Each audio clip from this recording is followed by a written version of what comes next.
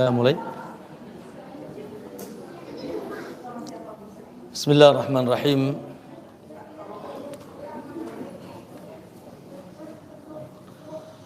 Assalamualaikum warahmatullahi wabarakatuh.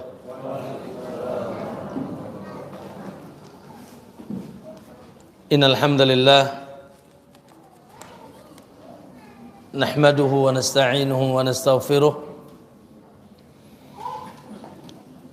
wa na'udzu billahi min shururi anfusina wa min sayyiati a'malina may yahdihillahu fala mudilla lahu wa may yudlil fala hadiya lahu. Asyhadu an la ilaha illallah wahdahu la syarika lah wa asyhadu anna Muhammadan abduhu wa rasuluh. Allahumma salli wa sallim wa barik ala nabiyyina Muhammadin wa ala alihi wa sahabatihi wa man ihtadahu bihudahu ila yaumiddin, amma ba'd. Ya ayyuhalladzina amanu ittaqullaha haqqa tuqatih wa la tamutunna illa wa antum muslimun. Fa inna asdaqal hadithi kitabullah wa khairal huda Muhammadin sallallahu alaihi wasallam wa syarrul umuri muhdatsatuha fa inna kulla muhdatsatin bid'ah wa kulla bid'atin dhalalah wa kulla dhalalatin finnar, atau kama qala Nabi sallallahu alaihi wasallam. Ma'asyiral muslimin wal muslimah, para bapak-bapak dan ibu-ibu, ikhwan dan akhwat, jamaah sekalian yang insyaallah semoga semuanya diberkahi dan dijaga oleh Allah Subhanahu wa taala. Barakallahu fikum. Alhamdulillah, tentunya kita bersyukur dan memuji Allah Subhanahu wa taala di pagi hari ini tidak luput dari takdir, pertolongan dan rahmat Allah. Kita dikumpulkan subhanallah di antara rumah Allah Subhanahu wa taala, plus juga di bulan-bulan haram. Sekarang bulan apa? Dzulqa'dah. Ini kloter berapa nih belum berangkat nih? Hah? Ibu-ibu, kloter berapa, Bu? Kloter insyaallah. Naam, alhamdulillah. Namun tidak boleh pesimis. Terkhusus Allahu Akbar, kehadiran antum ke sini apa tujuannya? Insyaallah sepakat ya, talabul ilmi. Ada sebuah hadis dikeluarkan Imam At-Tabrani dengan sanad yang dihasankan oleh Syekh Al-Albani, di mana kata Nabi sallallahu alaihi wasallam, Rasul mengatakan, man ghada ilal masjid, siapa yang pergi pagi-pagi menuju masjid. Man ghada ilal masjid, siapa yang pergi pagi-pagi menuju masjid. Masuk gak kita? Masuk ya. Nah, kita pergi sekarang pagi-pagi menuju mana? Menuju masjid. La yuridu, tidak ada niat, tidak ada yang dia inginkan, illa liyata'allama khairan, kecuali tidak ada keinginan kecuali untuk mempelajari kebaikan.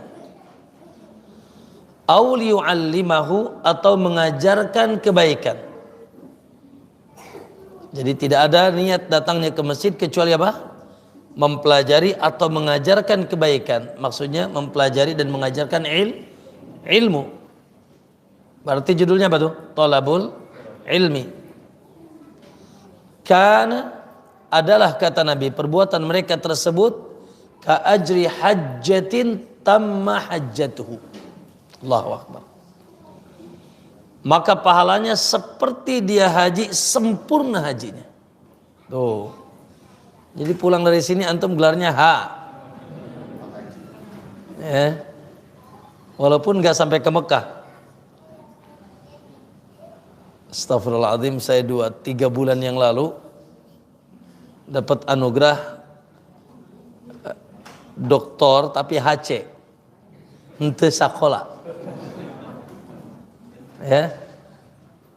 Saya lihat di brosur ada tuh. Ya, tapi di dalam kurung HC. Itu cakola gitu. Kayak antum juga haji tapi nggak ke Mekah gitu. Tapi alhamdulillah kita di bulan haram. Alhamdulillah. Maka kita bersyukur ma'asal muslimin, alhamdulillah tidak ada niat kita ke sini kecuali thalabul ilmi. Insyaallah semoga Allah berikan kita keikhlasan sehingga subhanallah ini pertanda Allah sangat mencintai kita. Karena standar cinta Allah di dunia, kata Nabi SAW, man yuridillahu bihi khairan, siapa yang dikehendaki baik oleh Allah, yufaqihu fiddin, Allah fahamkan dia agama. Jadi Allah ketika ingin menginginkan kebaikan kepada hambanya di dunia, Allah fahamkan dia agama. Caranya gimana? Ya begini. Caranya kata Nabi, man salaka tariqan. Ya kan caranya itu. Siapa yang nempuh jalan keluar dari rumahnya, yatlubu bihi ilman, dalam rangka menuntut ilmu, sahalahullahu lahu tariqan ilal jannah, Allah juga akan mudahkan jalannya menuju surga. Allahu akbar ikhwani, wallahi bukan sekedar antum mau dan semangat datang ke sini, bukan itu. Makanya bukan sekedar itu, tapi hakikatnya Allah lah yang menggerakkan kita mau nuntut ilmu. Mau nuntut ilmu. Sementara ma'asyar muslimin semakin kesini, la ilaha illallah, kepentingan kita terhadap ilmu semakin darurat.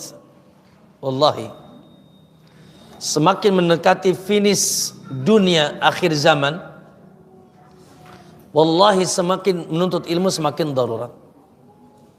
Karena tidak ada safety yang bisa menjaga kita dari keburukan akhir zaman, ya gelombang subhat, gelombang syahwat, wallahi kecuali ilmu. Kecuali ilmu, kesesatan semakin merajalela, kesesatan. Allahu akbar.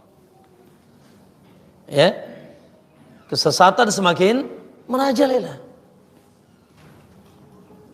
muncul dari berbagai sumber, dari mimbar, dari university, bahkan dari pesantren, benar, dari majelis-majelis. Allahu akbar. Yang ada semakin menyemarakan kesesatan, dan itu Nabi sudah senyalir. Du'atun ala abwabi jahannam, kata Nabi, di akhir zaman keburukannya akan muncul pengampu-pengampu agama yang menggiring manusia ke depan pintu neraka jahanam. Bayangkan, du'atun jama daripada da'i. Da'i kata. Pengampu-pengampu agama. Ya. Subhanallah, kita luar biasa. Kelompok-kelompok, firqah-firqah, pemahaman-pemahaman semakin merebah dan merajalela. Ya. Sampai pohon zaitun yang berkah pun sekarang jadi nggak berkah. Paham kan tuh? Nah. Nah, la ilaha illallah. Belum lagi kubangan syahwat. La ilaha illallah. Ya Allah, semoga Allah jaga kita dari penyakit syahwat yang kita sudah menganggap biasa. Lihat cewek biasa, dengar goyang dompet ya biasa. Betul? Syahwat. Ya, yang dilihat, yang dipandang, yang didengar, yang dimakan, Allahu akbar, sudah biasa. Sementara dia menjauhkan kita dari Allah Subhanahu wa taala. Maka ma'asyiral muslimin, Allahu akbar, tidak ada safety kecuali al-ilmu nafi', ilmu yang manfaat dan ilmu yang bersih, ilmu yang higienis, ilmu yang betul-betul sumbernya datang dahulu dari Allah, dari langit, yang diturunkan kepada Rasulnya alaihi salatu wassalam, yang tidak diturunkan kecuali Al-Quran, dan juga tidak diturunkan kecuali As-Sunnah, hadis. Ya, Lalu alhamdulillah secara praktek sempurna dicontohkan oleh generasi yang sudah dijamin masuk surga. Secara praktek dilakukan sempurna oleh generasi yang sudah dijamin masuk surga. Ya, siapa mereka? As-sahabatul kiram, Abu Bakar, Umar, wa Utsman. Dan kita tinggal melu, tinggal manut, tinggal ikut. Ya, was-sabiqunal awwaluna minal muhajirin wal ansar. Begitu Allah katakan. Orang-orang terdahulu dari kalangan muhajirin dan ansar. Terus walladzina taba'uhum, dan orang-orang yang senantiasa mengikuti mereka. Mengikuti Abu Bakar, mengikuti Umar, mengikuti Abu Hurairah, mengikuti para sahabat. Alaikum bisunnati, kata Nabi. Ya, pegang teguh terus tuntunanku, Quran dan hadis, wa sunnatil khulafai ar-rasyidin, dan juga tuntunan para sahabatku. Bahkan kata Nabi, gigitkan geram kalian kuat-kuat. Ya, dan awas kalian jangan keluar dari 3 pondasi atau sumber ilmu tersebut. Al-ilmu ma qala Allahu wa qala rasuluhu wa qala sahabatu hum ulul irfani. Begitu kata Imam Ibnu Qayyim. Ilmu hakikatnya dalam agama kita ma qala Allahu, yang dahulu pernah dikatakan oleh Allah, wa qala rasuluhu, yang juga dikatakan oleh Rasulnya, hadis, wa qala sahabatu, dan juga yang dikatakan dan dipraktekkan, difahami oleh as-sahabatu, para sahabat radhiyallahu taala anhum, hum ulul irfani, mereka yang sangat tinggi yaitu pemahaman mereka dalam agama. Taib ayol ikhwah, Allahumma inna nas'aluka ilman wa rizqan tayyiban wa amalan mutaqabbala. Semoga Allah senantiasa ikhwan memberikan kita ilmu yang manfaat, ilmu yang sahih, ilmu yang benar, dan ilmu yang bisa mensucikan kita dari syirik, dari bid'ah, dan dari maksiat kepada Allah subhanahu wa ta'ala. Baik, barakallahu fikum ayol ikhwah. Kajian kita di hari ini, apakah kajian rutin? Jawabannya nanti insyaallah. Karena anak tuh khawatir menjanjikan liburnya lebih banyak daripada hadirnya. Ya, gitu. Maka semoga saja insyaallah, ya. Nah, dan kalau rutin, kalau Allah takdirkan, ya bukan tematik. Saya nggak suka kalau rutin tematik. Ya, nah kita pegang kitab apa gitu. Ya, baik. Ba'asyal muslimin rahimakumullah. Adapun hari ini sekedar mengingat kembali, merefresh ulang tentang subhanallah sebuah masa yang memang sunnatullah akhi. Allah utamakan satu dari yang lain. Di antara yang diutamakan oleh Allah adalah waktu, masa, zaman. Ya, ada zaman-zaman yang diistimewakan, ada zaman-zaman yang biasa. Namun secara umum tentunya waktu itu adalah modal segala kebaikan kita. Waktu, umur, usia, masa itu modal kebaikan kita. Makanya Allah bersumpah dengan wal asr, demi umur kalian, demi masa kalian, demi waktu kalian. Innal insana lafi khusr, seluruh manusia dicap yaitu merugi illa, kecuali yang mengarungi dan mengisi umurnya dengan iman, wa amilus salihat, wa tawasaw bil haqqi, wa tawasaw bis sabr. Namun Allahu Akbar, Allah yang Maha Rahim akhi, sunnatullahnya mengutamakan satu waktu dari yang lain. Contoh, dalam satu hari saja, dalam satu hari tidak sama. Apa antum bilang sama? Ya, detik ini sama sepertiga malam terakhir. Saat ini dengan sepertiga malam terakhir sama tidak? Wah, beda. Allahu Akbar. Sepertiga malam terakhir lebih dahsyat keutamaannya, di mana dikabarkan di sana Allah turun ke langit dunia. Makanya antum masuk gimana tadi? Keadanan apa kesubuhan? Masya Allah rugi antum. Allah turun, antum masih tidur. Antum bangun, Allah sudah naik. Lah. Makanya orang yang kata Nabi bangunnya kesubuhan terus itu dikencingit telinganya setan. Dikencingit setan telinganya. Bangunnya pas adzan aja dia. Apalagi kalau bangun jam 7 hanya mencret setannya. Jadi speed tank setan. Nah, maka ma'asyiral muslimin, Allahu Akbar. Apa hikmahnya? Satu waktu diutamakan dari yang lain, Allahu Akbar. Satu hikmahnya agar kita dapat mendulang dahsyatnya kebaikan yang Allah sediakan di waktu tersebut. Contoh malam Lailatul Qadar, rugi antum, akhwat. Rugi antum. Betul tidak? Kalau antum tidak kedapatan malam Lailatul Qadar, padahal gampang, tinggal melek 10 hari terakhir. Sementara harganya kata Allah khairun min alfi syahr.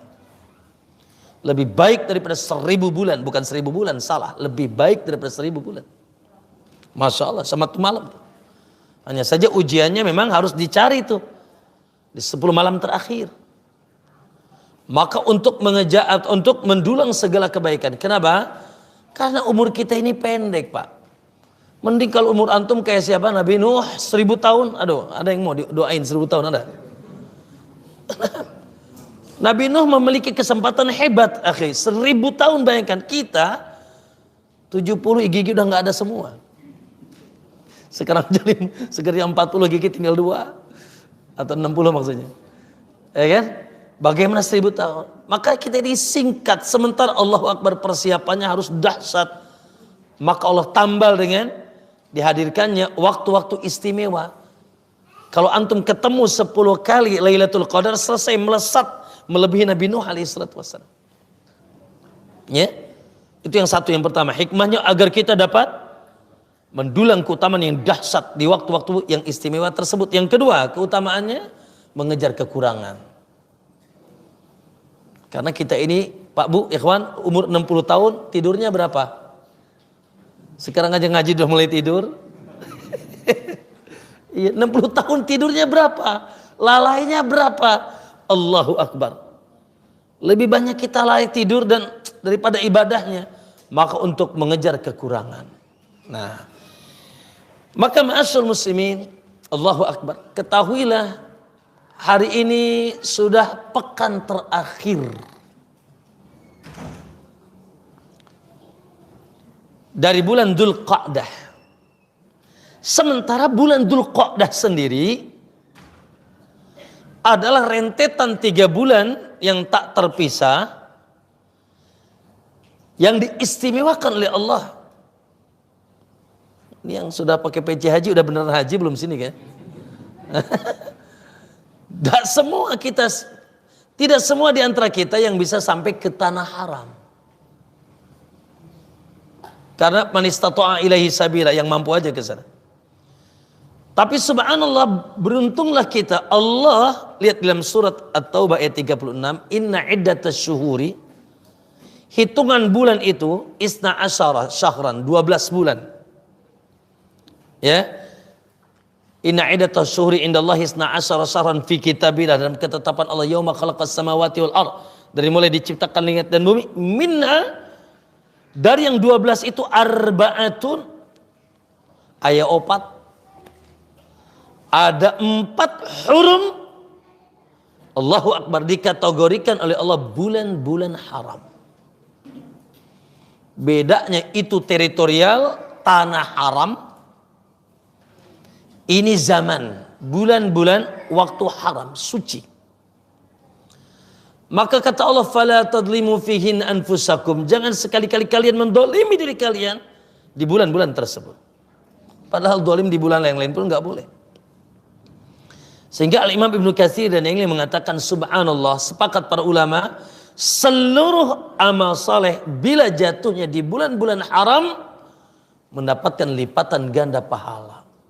Tapi ingat, seluruh perbuatan dosa juga kalau jatuhnya di bulan-bulan haram sama.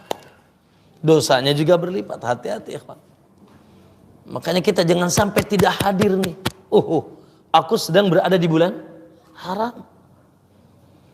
3 berturut-turut kata Nabi, Dzulqa'dah, Dzulhijjah, Muharram. Dzulqa'dah, Dzulhijjah, Muharram. Yang satu mencar namanya Rajab, antara Sya'ban dan Jumadil Akhir.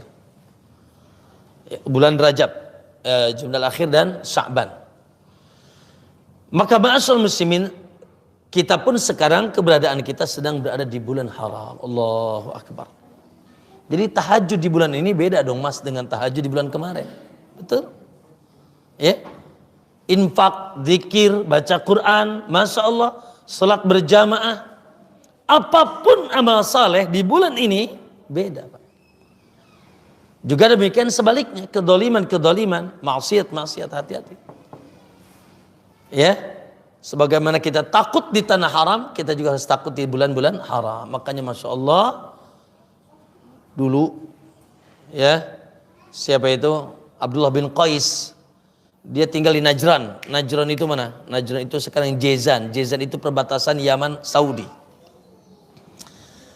Ketika mereka masuk Islam, lalu mereka rindu ingin ketemu Nabi. Akhirnya mereka kedapatan kesempatan ketemu Nabi. Mereka datang ke dari kota perbatasan Yaman ke Madinah. Apa mereka bilang? Ya Rasulullah, inna min biladin ba'idah. Rasul, kami ini datang dari negeri yang sangat jauh. Wa bainana wa bainaka kufarun mudar. Dan perjalanan kami antara kami dan engkau, di tengah itu ada orang-orang kafir dari Mudar. Wala nastati'u an na'tiyaka, dan kami enggak mungkin bisa datang ke negeri ini, Madinah, illa fi ashuril hurum, kecuali di bulan-bulan haram. Kenapa? Nah, hatta orang kafir Quraisy atau orang-orang kafir di saat itu, kalau sudah masuk bulan haram, mereka masukkan pedang mereka ke sarungnya. Sangat memuliakan bulan-bulan haram. Hanya saja subhanallah, orang-orang sekarang ya wes, bulan haram pun semuanya jalan. Korupsi jalan, goyang dompet jalan. La haula wala quwata illa billah. Baik. Ma'asyiral muslimin. Nah, yang teragung dari bulan haram itu adalah yang akan kita hadapi. Sekarang tanggal 23, 24 saya lupa tuh. Ya. Yaitu apa? Yaitu bulan Dzulhijjah. Cek orang Sunda mah bulan haji cenanya. Bulan Dzulhijjah. Terkhusus Pak, awas. Jangan sampai lewat, yaitu 10 hari pertamanya. Asyri Dzulhijjah. Ini yang akan kita murojaah dan kita ulang dan kita ingatkan di majelis ini. Jadi tentang bagaimana dahsyatnya, agungnya, hebatnya, gagahnya bulan Dzulhijjah, terkhusus 10 awalnya. Allah subhanahu wa ta'ala Pak Bu, sampai saking gagahnya Allah bersumpah. Apa kata Allah? Lihat dalam surat Al-Fajr, wal fajri walayalin ashr. Demi waktu subuh dan demi hari-hari 10. Malam-malam dan hari-hari 10. Al-Imam Ibnu Abbas, Zubair, Mujahid, bahkan Imam Asy-Syaukani mengatakan jumhur ulama maksud hari-hari 10 adalah 10 awal Dzulhijjah. Saking gagahnya Allah bersumpah dengan hari-hari yang insya Allah sepekan lagi akan kita datangi. Insya Allah, semoga panjang umur. Ma'asyiral muslimin, jadi tafsir walayalin ashr, demi 10 hari, maksudnya adalah 10 awal bulan Dzulhijjah. Begitu tafsir Ibnu Abbas, ya tafsir Mujahid, Ibnu Katsir dan yang lainnya, bahkan jumhur ulama mengatakan demikian. Taib. Kita akan datangkan ikhwan beberapa hadis dengan konteks-konteks yang berbeda, Pak. Pertama, hadis dalam Sahih Bukhari dari jalan Ibnu Abbas, di mana Nabi SAW mengatakan, Ma min ayyamin, kata Nabi, tidak ada hari-hari, ma min ayyamin al-amalus salihu fihin, di mana amal soleh di hari-hari tersebut ahabbu ilallah, sangat dan paling dicintai oleh Allah, min hadhil ayyamil ashr, dibanding amalan-amalan di 10 awal Dzulhijjah. Amalan paling dicintai oleh Allah. Qalu, maka para sahabat bertanya, walal jihad fi sabilillah ya Rasulullah, apakah amalan 10 di awal Dzulhijjah itu tidak tertandingi jihad ya Rasulullah? Tidak tertandingi jihad? Qala walal jihad fi sabilillah. Allahu Akbar. Kedudukan gagahnya tidak tertandingi jihad. Hanya saja kata Nabi, illa rajulun, kecuali seseorang, kharaja bi nafsihi wa malihi, dia keluar jihad dengan jiwa dan hartanya, falam yarji bidzalika min syai', lalu dia tidak balik ya jiwanya ya hartanya, itu baru belum ada yang nandingi.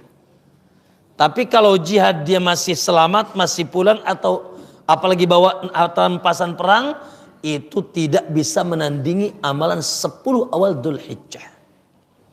Baik, itu riwayat pertama yang judulnya kata Nabi paling dicintai oleh Allah, ahab. Oke. Riwayat yang kedua, dalam Sunan Ad-Darimi dengan sanad yang hasan, masih dari jalan Ibnu Abbas, kata Nabi, konteksnya ma min amalin azka, tidak ada amalan yang paling suci, tadi paling dicintai, sekarang paling suci, wala a'dhama ajran, dan paling besar pahalanya, paling agung. Tidak ada amalan yang paling suci dan paling agung pahalanya min khairin, dibanding amalan fi asril adha, yang dilakukan di 10 bulan Idul Adha. Maaf, 10 hari Idul Adha. Maksudnya 10 hari pertama bulan Dzulhijjah. Lalu akhir hadisnya sama. Rasul, apakah tidak tertandingi jihad? Tidak. Namun di sini disifati amalan apa? Paling suci dan paling besar pahalanya. Yang ketiga, riwayat dari Abdullah bin Amr. Ya. Kata Nabi SAW, ma min ayyamin, tidak ada hari-hari al-amalus salihu fihin afdalu. Lihat konteksnya. Kata Nabi, tidak ada hari-hari di mana amal soleh di sana afdal, lebih utama, paling utama. Riwayat pertama paling dicintai, yang kedua paling suci, paling besar pahalanya. Riwayat yang ini afdal, paling utama, afdal. Min hadhil ayyamil ashr, dibanding amalan-amalan di 10 awal Dzulhijjah. Sama akhir hadisnya. Apakah tidak tertandingi jihad? Tidak tertandingi jihad. Kecuali tadi orang yang keluar jihad dengan apa? Dengan harta dan jiwanya, lalu dia tidak kembali. Nah, itu baru belum ada yang nandingi. Tapi kalau jihadnya masih selamat, gak bisa nandingi. Baik. Dalam riwayat yang kedua, yang lain, kata Nabi SAW, afdoli ayyamid dunya. Lihat Pak Bu. Afdalu ayyamid dunya, hari-hari dunia yang paling utama, hari-hari dunia yang paling utama, ayyamul asr Dzulhijjah, itu hari-hari 10 Dzulhijjah. Ya. Nah, sama selanjutnya, apakah amalan di hari itu tersebut tidak menandingi jihad? Tidak tertandingi jihad. Subhanallah. Maka ma'asyul muslimin, hadisnya hasan, disebut Hasan Syekh Al-Albani rahimahullah. Sampai, nah itu riwayat-riwayat tentang ya kabar gagahnya amalan-amalan, keutamaan amalan di 10 awal bulan Dzulhijjah. Apa tadi? Paling dicintai, paling suci, paling a'zam, azim, besar, agung, paling afdal dan afdalu ayyamid dunya, hari-hari dunia yang paling agung. Sampai Al-Imam Ibnu Katsir mengatakan, sampai tidak sedikit dari para ulama mengatakan 10 awal Dzulhijjah lebih utama daripada 10 akhir Ramadan. Tuh. Ya, 10 awal Dzulhijjah lebih utama dari 10 akhir Ramadan. Dan di sana seluruh amal, Pak Bu. Di situ syahadat ada, di sholat ada, puasa juga nanti kita Arafah. Ya. Naam. Zakat juga. Boleh orang mengeluarkan zakat di bulan tersebut. Bahkan ada keistimewaan. Ada ibadah dahsyat yang mengerahkan tenaga, waktu dan harta. Apa? Hajju baitillah. Berkumpul manusia sealam semesta di rumah Allah Subhanahu wa taala berhaji. Namun sebagian mengatakan 10 hari terakhir itu lebih utama. Dan Ibnu Katsir mengatakan pendapat yang agak sedikit, agak lebih mendekati kebenaran itu pertengahan. Pendapat yang mengatakan bila siangnya maka 10 awal Dzulhijjah tidak ada yang tertandingi. Bila malamnya 10 akhir Ramadan tidak tertandingi. Dan ini pendapat yang lebih dikuatkan oleh Imam Ibnu Katsir. Siangnya di situ ada hari Arafah. Di 10 awal Dzulhijjah. Malamnya di sana ada malam Lailatul Qadar. Kalau akhir Ramadan. Maka ma'asyarul muslimin rahimakumullah. Nah itu tinggal menghitung tangan. Ya, tinggal menghitung tangan. Subhanallah. Semoga Allah mudahkan kita untuk bisa masuk ke bulan Dzulhijjah. Makanya dahulu kata Abu Utsman An-Nahdi, ma'asyarul muslimin, ada seorang sahabat namanya Abu Utsman An-Nahdi, kanu as-salaf.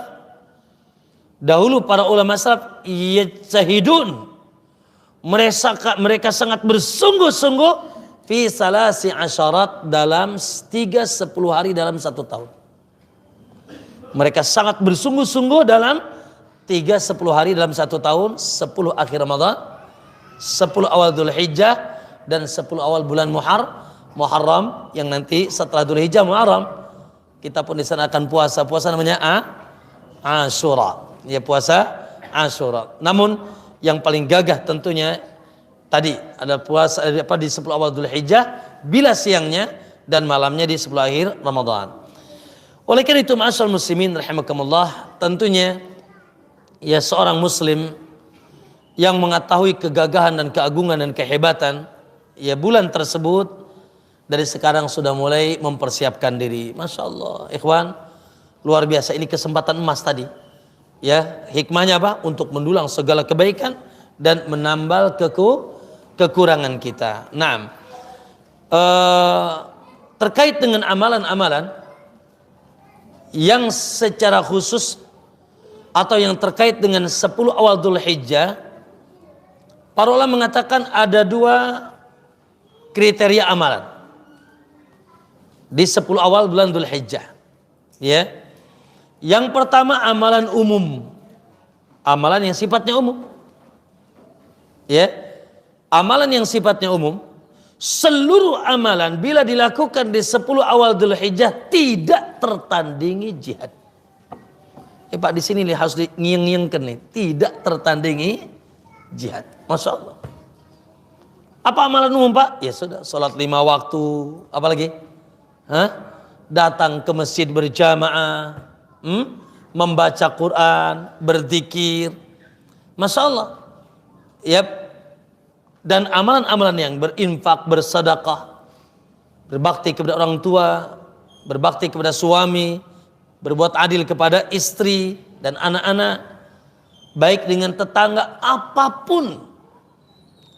Ya pokoknya seluruh amalan mungkin perlu dicatat tuh di depan di pintu rumah. Setiap masuk rumah kita baca, oh ya, amalan di hari ini tidak tertandingi jihad. Supaya kita semangat. Tahajudnya, duhanya, ya. Bahkan dari sekarang. Karena sekarang pun hakikatnya kita sedang berada di bulan-bulan haram. Ya, dan terkhusus nanti 10 awal bulan Dzulhijjah. Itu yang pertama, amalan yang sifatnya umum, maka ma'asyiral muslimin jangan kita terlewatkan. Dan itu termasuk syiar di antara syiar Allah yang kalau kita agungkan menandakan ada ketakwaan di hati kita. Yang kedua, itu amalan khusus, amalan-amalan yang sifatnya khusus, yang secara khusus diistimewakan di hari-hari tersebut. Baik, dan nanti kita akan lebih dalami satu amalan. Insyaallah cukup waktunya. Karena hari ini sudah mana? Sudah pesan kambing apa sapi? Insyaallah ya. Taib. Adapun amalan khusus ma'asyiral muslimin, yang pertama adalah al-iktsar minas siyam. Memperbanyak saum. Memperbanyak apa? Memperbanyak saum.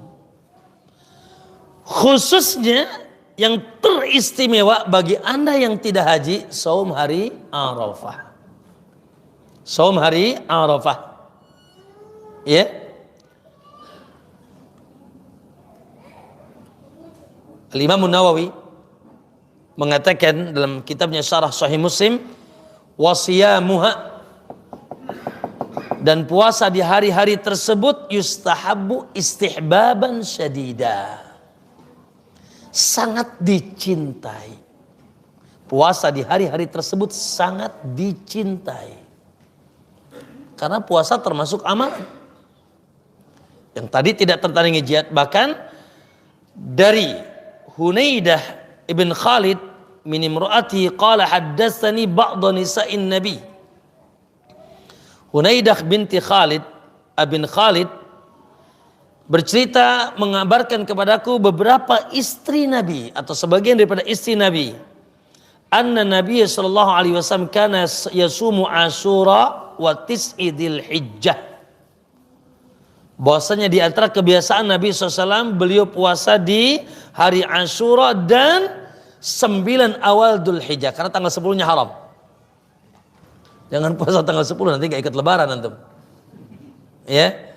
Di 9 awal bulan Dzulhijjah, wa salasati ayyamin min syahr, ya, min kulli syahr, dan 3 hari dalam 1 bulan, baik khusus ayyamul bid atau yang penting 3 hari dalam 1 bulan.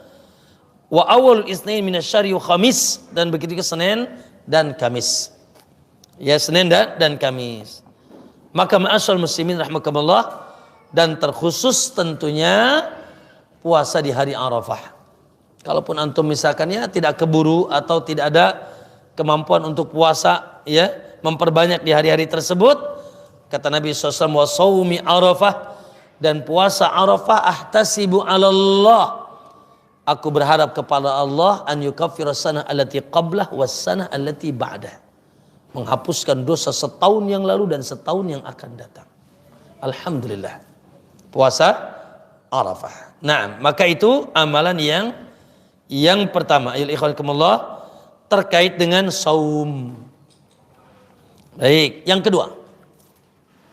Ya, yang kedua yaitu al-iktsar minat takbir. Amalan khusus itu memperbanyak takbir, tahlil dan tahmid. Ya. Allah Subhanahu wa ta'ala sebutkan dalam surat Al-Hajj ayat 28. Ma'asyiral muslimin, dalam surat Al-Hajj ayat 28 Allah katakan, wa yadhkuru smallah, hendaknya kalian banyak mengingat Allah fi ayyamin ma'dudat, ma'lumat, di hari-hari yang ditentukan. Banyaklah kalian mengingat Allah di hari-hari yang ditentukan. Ala ma razaqahum min bahimatil an'am, atas apa? Sebagai tanda syukur atas hewan-hewan ternak yang telah kalian dapatkan rizkinya dari Allah. Ibnu Abbas mengatakan al-ayyamum ma'lumat ayyamul ashr, yaitu hari 10 awal Dzulhijjah. Makanya kata Nabi, hadis yang tadi, tidak ada amalan yang paling agung di sisi Allah kecuali 10 awal Dzulhijjah. Fa'aksiru, kata Nabi, perbanyaklah di hari itu minat tahlili wat takbiri wat tahmid. Perbanyaklah tahlil, la ilaha illallah, takbir, Allahu akbar, tahmid, walhamdulillah. Makanya Pak Bu, yang sahih sebetulnya Allahu akbar, la ilaha illallah, wallahu akbar, Allahu Akbar walillahil hamd sudah mulai disunahkan dari awal Dzulhijjah. Namun digemakkannya nanti. Antum silakan masing-masing. Ya. Dan ini sunnah yang sudah mulai padam, Pak. Asing. Antum kalau takbiran dari awal, wah ini orang semakin kuat aja wahabinya tuh. Iya. La ilaha illallah. Naam. Maka kata Nabi fa'aksiru, perbanyaklah takbir, tahmid dan tahlil. Subhanallah. Ya. Dan terkhusus ma'asyar muslimin, ya, takbir dan tahlil dan tahmid ini yaitu dari mulai sepakat, Pak Bu. Ya. Para ulama Ibnu Taimiyah mengatakan asahul aqwal fit takbiri alladhi alaihi jumhurus salaf. Lihat. Pendapat yang paling sahih dalam urusan takbir yang di situ jumhur kebanyakan salaf minal fuqaha'i was sahabati wal a'immati, baik ahli fikih, sahabat dan para imam-imam, an yukabbira ya fajr yauma Arafah. Mulainya adalah subuh di hari Arafah. Makanya Abdullah bin Umar, Pak Bu, ketika haji bersama Nabi di hari Arafah pagi-pagi berangkat ke padang Arafah, kata Abdullah bin Umar, minna mulabbi, di antara kami ada yang bertalbiyah labbaik Allahumma labbaik, wa minna mukabbir, dan di antara kami ada yang bertakbir Allahu akbar, Allahu akbar. Sampai kapan? Ila akhir ayami tasyrik, sampai itu akhir hari tasyrik, khususnya ba'da setiap sholat, baik yang wajib maupun yang sunnah. Masya Allah, Pak. Makanya Idul Adha jangan lupa. Masalahnya di kita ini ya, karena Idul Fitri ada judul mudik jadi rame gitu ya. Padahal hari raya yang paling besar adalah hari raya Idul Adha. Takbirnya saja memanjang sampai akhir hari tasyrik, tanggal 13 yaitu ba'dal asr. Takbir, Pak. Nah di sini bergema, makanya lihat di sini, naam, bahwa kan Ibnu Umar wa Abu Hurairah, Ibnu Umar dan Abu Hurairah yakhrujani ila suq. Masya Allah, Pak, di zaman Nabi begitu gemaknya Ibnu Umar, Abu Hurairah, mereka masuk ke pasar-pasar, ya, kemudian ke tempat kerumunan manusia, yukabbironi, mereka mengeraskan takbir, dan manusia pun pada masya Allah diingatkan dan bertakbir. Bergema takbir di hari-hari tersebut dari mulai subuh yaitu hari Arafah. Jadi subhanallah, terkhusus di sini takbir setiap ba'da salat. Jadi takbir setiap ba'da salat, ikhwan, semoga bisa kita amalkan, yaitu dari mulai subuh hari Arafah. Sampai kapan? Sampai hari tasyrik. Dan subhanallah boleh menggunakan speaker, ya, dan digemakkan. Ini kenapa? Karena ini merupakan amalan khusus di 10 awal Dzulhijjah dan panjang 5 hari, 9, 10, 11, 12, 13. Ya, kalau di kita umumnya pas malam takbir saja. Nah, malam takbir saja. Namun tapi sampai hari tasyrik oke. Cuma keumumannya di kita hanya ba'da sholat wajib. Dengarkan. Ya, qala al-Bukhari, al-Imam Bukhari mengatakan, kana Ibnu Umar yukabbiru ya fitilkal ayyam. Ibnu Umar bertakbir di hari-hari tersebut khalfas salawat, di belakang setiap salat, wa ala firashihi, di atas ranjangnya, wa fustatihi, dan di atas itu dipannya, bangkunya, wa mamsyahu, dan ketika dia berjalan, ya, tilkal ayyamu jami'an, dan pokoknya di hari-hari tersebut. Di jalan-jalan, di atas ranjangnya mau tidur, setelah setiap sholat sedang duduk-duduk bersama, yaitu sahabat yang lain bertakbir dari mulai tanggal 9 sampai tanggal akhir hari tasyrik. Naam. Kemudian ma'asyiral muslimin, di antara amalan khusus setelah sholat, setelah puasa juga banyak takbir. Naam, dan ingat ya bahwasanya tadi kita boleh mulai bertakbir masing-masing dari awal Dzulhijjah. Allahu akbar, Allahu akbar. Hanya saja tidak digemakkan. Mulai digemakkan di 10 tadi tanggal 9. Yang selanjutnya adalah banyak berdoa khususnya di hari Arafah, Pak. Walaupun antum enggak di Arafah. Ya. Walaupun antum enggak di Arafah. Karena kata Nabi, khairud du'a du'a'u Arafah. Sebaik-baik doa, doa di hari Arafah. Kita sekarang di sini sedang berpuasa. Dan kata Nabi, wa khairu ma qultu anna wan nabiyuna min qabli. Dan yang paling utama yang aku ucapkan bersama para nabi sebelum aku, kalau sudah masuk di hari Arafah, yaitu la ilaha illallah wahdahu la syarikalah lahul mulku wa lahul hamdu wa huwa ala kulli syai'in qadir. Ini secara khusus Pak Bu jamaah, zikir yang diperbanyak, diumandangkan dan doa di hari Arafah. Insyaallah antum hafal semuanya kan? La ilaha illallah, tidak ada ilah yang berhak disembah kecuali Allah. Wahdahu la syarikalah, semata tidak ada sekutu bagi Allah. Lahul mulku, hanyalah baginya kerajaan. Walahul hamdu, lahul mulku wal hamd wa huwa ala kulli syai'in qadir, baginya lah pujian dan dia maha mampu melakukan segala sesuatu. Itu zikir kata Nabi khair, yang terbaik yang aku ucapkan bersama Nabi sebelum aku ucapan tadi, la ilaha illallah la syarikalah lahul mulku wa lahul hamdu wa ala kulli syai'in qadir. Apalagi masya Allah kalau kita kedapatan kita pun sambil wukuf di Arafah. Nabi SAW Pak Bu mengangkat tangannya seperti ini. Ketika tali pelananya jatuh, Nabi ambil dengan tangan kirinya dan tangan kanannya tetap di atas di padang Arafah. Allahu Akbar. Semoga yang belum, ya Allah mudahkan insyaallah bisa wukuf di Arafah. Allahu Akbar. Dahsyat. Dari seluruh penjuru dunia berpakaian yang sama, berkhuduk dan bertadarru, ya Allah. Ya, maka kata Allah, isyhadu, saksikan. Ja'uni syu'san ghubra, mereka datang kepadaku dalam keadaan wajah peluh, rambut kusut. Isyhadu, saksikan malaikat, anni qad ghafartu lahum, aku telah yaitu mengampuni dosa mereka semuanya. Kata Nabi, tidak ada hari yang Allah paling banyak membebaskan hambanya dari neraka dibanding hari Arafah. Dan itu tidak hanya sekedar bagi yang sedang wukuf saja, kita juga sama. Oleh karena itu awas nih, hari Arafah kalau bisa cuti itu. Ya, nah tidak kerja. Ya, kita fokus berdoa, berzikir, ya, beribadah kepada Allah Subhanahu wa taala, senantiasa kita puasa. Kemudian, ma'asyiral muslimin, di antara amalan tentunya, ya Allah, semoga Allah mudahkan haji dan umrah. Naam, di antara amalan haji dan doa saja dulu. Ya, sambil nabung. Ya. Naam, kalau sudah ada uang ya daftar. Berangkat 14 tahun lagi, semoga masih hidup.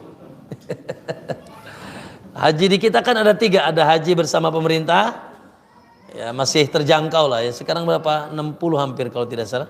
Berapa? 53, nah, 53 ya. Ada haji plus, nunggu 7 tahun. Ada haji langsung, cuma mahalnya masya Allah. Ya, tahun ini $30.000. Berapa tuh Pak? Hampir 500 juta ya. Nah, kalau antum mau langsung ya tinggal jual sawah sebelah sana itu. Punya siapa nggak tahu siapa.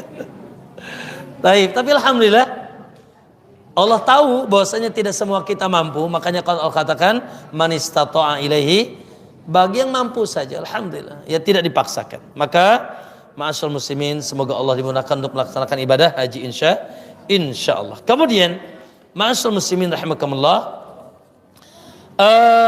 nanti tentunya ada salat Idul Adha, ya, salat Idul Adha. Dan ayyuhal ikhwah, di sini nanti akan ada masalah pelik, semoga tidak terjadi. Namun tetap kita katakan al-adha yauma yudhahin nas. Idul Adha tatkala manusia semuanya beridul adha. Yaitu semuanya beridul adha, maksudnya bersama imam. An-nasu taba'un lil imam. Manusia ngikut imam. Imam kita tentunya pemerintah kita. Maka kita beridul adha bersama pemerintah. Ya, insya semoga tidak ada perselisihan sebagaimana kemarin. Ya. Kemudian ma'asyiral muslimin rahimakumullah, di antaranya amalan tentunya at-taubah, banyak bertobat kepada Allah dan banyak meninggalkan maksiat. Tayyib. Adapun pembahasan kita setelahnya amalan di antara amalan khusus yang akan kita khususkan pembahasannya yaitu amalan yang terkait ujian. Ujian apa? Ujian harta. Amalan yang dahsyat yang Allah rendengkan dengan salat. Allah katakan fasalli li rabbika wanhar. Salatlah untuk Allah, salat dan nyembelihlah untuk Allah. Direndengkan salat dengan nyembelih. Allah katakan qul inna salati wa nusuki. Ya, katakanlah sesungguhnya salatku dan sesembelihanku. Direndengkan. Saking dahsyatnya ibadah ini. Ya. Adapun salat ibadah badan, adapun nyembelih ibadah harta. Dan ibadah harta ini ujian, Pak. Karena hukum asal manusia, ya Allah, merege hese. Tahu merege hese? Tahu? Bakhil. Medit. Pelit. Hukum asalnya manusia itu yuhibbunal mala hubban jamma. Sangat mencintai hartanya. Begitu dia kekang hartanya. Sementara harta itu adalah ujian. Kita ini masih mending, Pak. Yang diuji cuma harta. Khalilur Rahman, makanya dia dapat gelar Khalil. Ibrahim. Ujiannya lebih dahsyat daripada kita. Bukan nyembelih mengeluarkan harta. Tapi ujiannya apa? Suruh nyembelih anaknya. Ibrahim ketika memiliki anak yang sangat diinginkan. Masya Allah. Ismail. Yang sudah mulai beranjak dewasa. Solehnya Masya Allah. Jangan tanya gantengnya deh. Ya. Solehnya Masya Allah. Dan anak yang diingin-inginkan. Lama kan tidak punya anak sampai dia nikah yang kedua. Ismail itu dari istri kedua, Pak. Dari Hajar. Istri pertama Sarah. Akhirnya Sarah pun punya anak Ishak. Ishak punya anak namanya Yakub. Yakub itulah gelar lainnya Israel. Yang artinya hamba Allah. Isra hamba il Allah. Makanya dari Yakub disebut Bani Israel. Nabi terakhirnya Isa itu keturunan Sarah. Adapun Hajar punya anak Ismail yang dihijrahkan ke Mekah. Ya, dari situlah muncul Nabi terakhir dari istri kedua, Muhammad sallallahu alaihi wasallam, keturunan Ismail, bukan keturunan Yakub. Ya. Ma'asal muslimin, subhanallah. Tiba-tiba Ibrahim diuji sama Allah. Dalam surat Safat Ibrahim mengatakan, ya budaya ini ara fil manami anni azbahuk. Hai anakku, aku bermimpi berulang-ulang Allah perintahkan aku nyembelih kau. Subhanallah, ujian.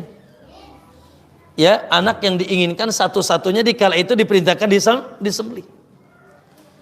Maka anak yang soleh tentunya, Allahu Akbar. Ya abatif al-ma tu'mar. Abah, kalau memang itu perintah Allah, is okay, tidak ada masalah. Semoga kita termasuk orang yang sabar. Dengan Pak, panjang ceritanya ketika sudah falamma aslama wa tallahu lil jabin. Ketika sudah disandarkan kepada Ismail dan sudah Ismail pun sudah nyerahkan dirinya, mau digesek lehernya, wa fadainahu bidzibhin azim, kami gantikan dengan gibas yang besar. Lalu kata Allah, inna hadza lahuwal bala'ul mubin. Bahasa kitanya, Ibrahim, aku teh cuma ingin ngetes ente doang. Mana yang lebih kau cintai, aku apa Ibrahim, apa aku Ismail? Jadi kalau dulu Ibrahim ujian yang ngegesek itu leher, Ismail kalau antum gesek apa? ATM. Mana yang lebih antum cintai? Ya. Maka ma'asyar muslimin, Allahu Akbar, ibadah berkurban ini, ibadah yang Allah sebutkan dalam surat Al-Hajj ayat 34, walikulli ummatin ja'alna mansakan. Ibadah yang dilakukan oleh seluruh umat, Pak. Seluruh nabi disyariatkan ibadah berkurban. Liyadhkuru smallah, agar mereka bersyukur kepada Allah atas rizki yang Allah telah berikan kepada mereka, min bahimatil an'am, dari hewan-hewan ternak. Ya, di antara rizki kita kan tiap hari makan daging, ya, lauk pauk. Nah, maka sebagai bentuk syukurnya mencucurkan darah untuk Allah. Dan ini sembelihan yang ibadah. Karena sesembelihan itu ada 9 adat, ada 9 ibadah. Dan kita tidak boleh menyembelih kecuali untuk Allah, dalam rangka ibadah, pengagungan, mendapatkan harapan, cinta dan takut. Tidak boleh. Di antara syirik besar, la'anallah, Allah melaknat man dzabaha li ghairillah, yang suka nyembelih untuk selain Allah. Nyembelih lempar ke laut. Nyembelih buat apa? Buat pondasi jembatan. Menyembelih buat pondasi bangunan, menyembelih buat disesajenkan, naudzubillah. Maka ma'asyiral muslimin, itu adalah syirik besar. Baik. Sehingga Pak Bu jamaah, Allahu akbar. Jangan sampai nih kita terbalik nih. Dalam Sunan At-Tirmidzi disebutkan, aqaman Nabi sallallahu bil Madinati 10 sinin yudhhi. Nabi tinggal di Madinah 10 tahun tidak pernah absen. Nabi tinggal di Madinah berapa? 10 tahun tidak pernah absen berkurban. Bahkan Nabi nggak tanggung-tanggung, Pak. Kalau berkurban, kalaupun kambing, kata Nabi, kata Anas, dhahan Nabi sambika bisyaini amlahaini akranaini. Nabi cari kambing gibas yang amlah. Amlah itu ganteng, Pak. Maksudnya warnanya belang, di matanya ada warna hitam, di tempat di sini ada warna hitam, di kakinya ada warna hitam, hitam putih. Ya, akranain, bertanduk besar dan gemuk. Kira-kira berapa duit itu? Oh, mantap. Ya. Nah, bahkan Nabi pernah berkurban 100 unta. Dia sembelih 63 dengan tangannya, sisanya diwakilkan ke menantunya Ali bin Abi Thalib radhiyallahu anhu. Bayangkan 63. Sendirian sallallahu alaihi wasallam. Dan dia kurbannya 100 unta. Tidak ada harganya dunia ini di hadapan Rasulullah SAW. Ya, selama masih bisa berkorban dan dikorbankan di jalan Allah, dia korbankan. Ya, tidak ada harganya dunia di sisi Allah, di sisi Rasulullah SAW. Bahkan dia yakin bahwasanya apa yang dikeluarkan di jalan Allah tidak mungkin tidak diganti. Dan pasti itulah yang menetap di sisi Allah. Apalagi sudah jelas perintahnya, fasalli li rabbika, sembelihlah untuk Allah. Ya, maka ma'asyiral muslimin rahimakumullah, masya Allah. Apalagi tadi jatuhnya di hari-hari yang tadi nyembelih apa? Musuh di medan perang, tidak menandingi, ya, tidak menandingi nyembelih kurban di awal 10 Dzulhijjah. Masya Allah. Ya, semoga Allah mudahkan kita, ikhwah. Kata Nabi, man wajada sa'atan, siapa yang memiliki keluasan rizki, tidak mesti kaya. Siapa yang memiliki keluasan rizki, falam yudhahi, lalu dia enggak berkurban, fala yaqrabanna musallana, jangan dekati tempat sholat Idul Adha kami. Maksudnya apa? Nabi sangat kurang suka, Nabi benci, makruh orang yang punya keluasan tapi tetap pedit. Ustaz, keluasan gimana? Ya sudah, bulan ini berapa kebutuhan antum? Kebutuhan anak sih cuma 3 juta. Uang antum? Ada sih 10 juta. Ya, maka jangan pernah pakai kalkulator Cina, susah nanti. 10 juta dikurangi 2,5 juta kebutuhan bulanan. Dikurangi lagi kambing 3 juta. Waduh, tinggal berapa? Tapi kalau kalkulator Allah, 10 juta dikurangi 3 juta akan menjadi 700 kali lipat pahalanya dan balasannya. Dan akan Allah terus kembangkan, tidak akan pernah subhanallah berkurang di sisi Allah. Mana qasa sadaqatun minnal, sedekah dan apa saja yang dikeluarkan di jalan Allah tidak akan pernah mengurangi harta, bahkan tadi itu ujian apa? Ujian harta dan ujian ketakwaan. Lihat kata Allah dalam surat Al-Hajj ayat 37, la yanalallaha luhumuha. Yang sampai kepada Allah bukan dagingnya, wala dima'uha, bukan juga darahnya, walakin yanaluhu taqwa minkum. Namun yang sampai kepada Allah adalah ketakwaan dan kecintaan kalian. Allahu Akbar. Begitu bebas dan lebar hatinya untuk dia keluarkan selama dia mampu. Bahkan para ulama boleh berhutang. Boleh. Bila disenyalin antum bisa bayar. Idul Adha, waduh bulan tanggung. Awal bulan akan dapat apa? Pesangon, gaji. Atau bulan depan aku dapat gusuran. Misalkan, insya Allah aku bisa bayar, berhutang, boleh. Saking ya ditekankannya. Bahkan sedekah tidak lebih utama daripada berkurban di hari-hari ini.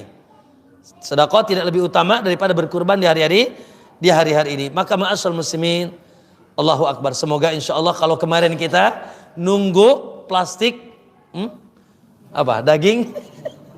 Nah, kurban sekarang kita yang insya Allah membagikan hewan kurban insya Allah. Dan itu bagian daripada mengagungkan syiar Allah, ya, bertakbir dan mencucurkan darah untuk Allah. Disebut dalam surat Al-Hajj ayat 32, dzalika wa may yu'azzim sya'airallah. Itulah kata Allah syiar-syiar Allah yang harus kita agungkan, kita besarkan, kita cucurkan darah untuk Allah. Dan itu fa innaha min taqwal qulub. Tidak akan bisa dapat yang melakukannya kecuali bila ada ketakwaan di hatinya. Sebagai tanda ketakwaan kita kepada Allah. Naam. Apa hukumnya Ustaz? Hukumnya jumhur ulama Malik, Syafi'i, Ahmad, hukumnya sunnah muakkadah. Mendekati wajib tapi enggak nyampe. Apa hukumnya? Sebagian Imam Abu Hanifah mengatakan wajib. Karena kata Nabi tadi, siapa yang punya keluasan tidak berkurban jangan deketi tempat sholat aku. Sono. Ya, namun yang sahih hukumnya sunnah muakkadah. Sunnah yang sangat ditekankan. Ini jumhur, Malik, Syafi'i, Ahmad dan yang lainnya. Imam Al-Mawardi mengatakan, ya, diriwayatkan dari segenap sahabat hampir mendekati ijma' bahwasanya berkurban tidak sampai wajib. Alhamdulillah. Waduh, kalau wajib susah juga nih. Ya, naam. Maka hampir ijma' kata Al-Mawardi bahwasanya kurban tidak sampai wajib. Naam. Dan tadi terus gimana Ustaz kalau mampu tidak melakukan? Makruh dibenci, kurang disukai. Dengan hadis tadi, man kana lahu sa'atun, siapa yang memiliki keluasan falam yudhi, dia tetap enggak mau berkurban, fala yaqrabanna sana, jangan dekati tempat salat kami. Tidak disukai, maksudnya salat Idul Adha, jangan ikut Idul Adha sama kami. Waduh, emang enak digituin. Gitu ya. Taib, itu terkait dengan hukum. Kemudian syarat bagaimana kurban kita diterima. Satu, jelas syaratnya ikhlas. Iyalah, nggak usah antum bikin konten ini kurbanku gitu, atau dipoto sama kambingnya bikin status biar di like. La na'udzubillah. Ya, termasuk juga jangan sampai berkurban sih untuk Allah tapi disembelihnya di atas kuburan Syekh Fulan. Ini na'udzubillah, haram, tidak boleh berkurban. Yang kedua, ittiba. Jelas ya, pelaksanaannya melu ngikuti Nabi. Nantilah kita jelaskan bagaimana fikihnya sedikit. Jamaah, di zaman Nabi ada seorang sahabat, riwayatnya sahih disahihkan Syekh Al-Albani. Seorang sahabat, masya Allah, dia punya niat kurban, bahkan niatnya gagah. Aku ingin tahun ini kurban aku yang pertama kali yang makan Rasulullah. Pokoknya tahun ini niatnya aku kurban dan aku ingin pertama kali yang mengkonsumsinya Rasulullah. Gagah nggak niatnya? Gagah nggak? Gagah tidak niatnya? Gagah sekali. Akhirnya dia datang ke rumahnya, pulang sholat subuh langsung dia sembelih. Langsung dia sembelih pulang sholat subuh. Langsung dibawa ke istrinya, "Neng, ayo silahkan bikin semur atau apalah kira-kira." Dimasaklah oleh istrinya. Dengan semangat ini kurban pertama kali yang makan Rasulullah. Akhirnya dibawa sholat Idul Adha. Seturut Nabi dari khutbahnya, "Ya Rasulullah, hadihi udhiyati." Inilah kurbanku tahun ini. Dan aku sudah niat kuat pertama kali mencicipinya engkau. Hah? Iraha dipencitna cenah. Kata Nabi, "Kapan kau sembelih?" "Tadi ba'da subuh." Uluh cek Nabi. Kata Nabi, "La syatuka syatu lahmin." Kata Nabi, "Oh, ini daging biasa. Man dabaha ba'da shalah qabla shalah fa innahu lahmun qaddamahu li ahli." Barang siapa yang menyembelihnya sebelum salat Idul Adha, maka itu sekedar daging yang dia untuk hadirkan untuk keluarganya. Wa man dabaha ba'da shalah, dan siapa yang menyembelihnya setelah salat, faqad tamma nusukahu, maka telah sempurna ibadah kurbannya, wa asaba sunnatal muslimin, dan cocok dengan tuntunan kaum muslimin. Jadi niat aja nggak cukup, Mas, harus mengikuti contoh dan tuntunan Rasul. Inilah kaidah. Makanya para ulama di antara kaidah niat tidak cukup dalam ibadah, contohnya tadi harus melu, tunduk, ngikuti, menauladani sunnah, nggak bisa. Oke, yang kedua dibeli dengan harta halal. Awas ya, kurbannya dibeli dengan harta halal. Ini syaratnya. Karena kenapa? Innallaha thayyibun, Allah itu maha thayyib, la yaqbalu illa thayyiba, tidak menerima kecuali yang thayyib. Ya, diantaranya adalah kurbannya hasil halal, bukan hasil haram. Thayyib. Selanjutnya judul hewan, Pak. Hewan yang disembelih terkait dengan jenisnya, terkait dengan usianya, dan sisi syarat kesempurnaannya. Ada 3 nih. 1 jenis harus diperhatikan, yang kedua usia, yang ketiga sisi, yaitu kesempurnaan sehat dan tidaknya. Oke. Adapun jenisnya Allah katakan tadi dalam surat Al-Hajj, bahimatul an'am, hewan ternak. Namun ternak yang dimaksud hanya 3 spesies. 1 unta, tapi burung unta nggak masuk karena dia bukan ini, dia burung unggas. Ya. Unta, tapi sudahlah, kita nggak bahas unta karena nggak ada di sini ya. Yang kedua sapi, plus ijma ulama kerbau spesiesnya. Yang ketiga kambing dan sespesiesnya, domba, kambing. Yang penting jangan kambing conge sama kambing hitam. Ya, maka ijma para ulama inilah 3 jenis hewan yang disyariatkan dan dibolehkan untuk dijadikan kurban. Selain itu tidak. Ustadz, ada yang kan sama bulunya, sama telinganya, sama enya, sama makannya apa? Kelinci lah. Ya, atau kijang misalkan lah, enggak ada. Pokoknya unta, sapi plus kerbau, dan juga kambing dengan berbagai spesiesnya. Ya, ma'asyiral muslimin, Allah sebutkan tadi dalam surat Al-Hajj ayat 28, ala ma razaqahum bim bahimatil an'am, hewan ternak namun terbatas. Ada 3 spesies aja. Yang kedua usia. Nah, ini usia. Antum kalau beli pastikan, Pak. Karena kata Nabi dari Jabir bin Abdullah, qala Rasulullah sallallahu alaihi wasallam, dalam hadis dalam Sahih Muslim, kata Nabi, la tadbahu illa musinnah. Jangan kalian sembelih, enggak sah kecuali musinnah. Nanti kita akan terjemahkan musinnah. Hewan yang sudah kategorinya musinnah. Illa an yasiru alaikum, kecuali kalau sulit mencari musinnah, fatadbahu jaz'ah. Boleh membeli jaz'ah minad dha'ni, dari kambing domba. Masih pusing? Nanti kita jelaskan.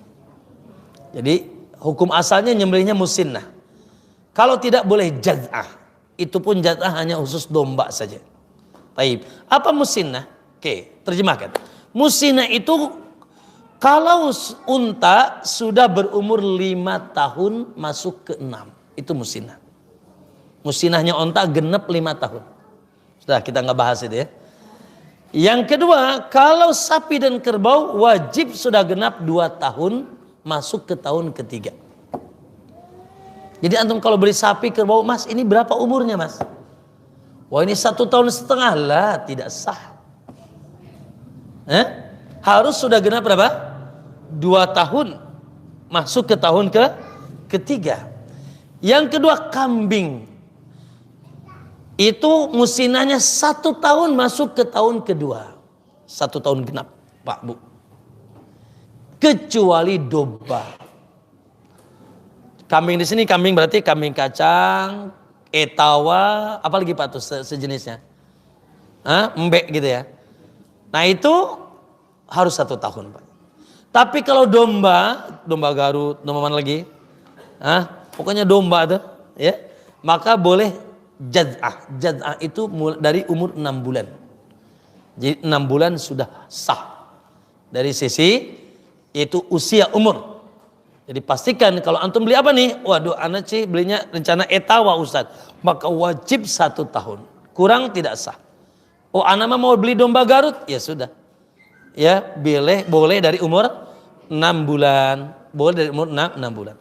6. Nah, ma'asyiral muslimin, tapi ini sekali lagi untuk urusan jaz'ah hanya untuk domba.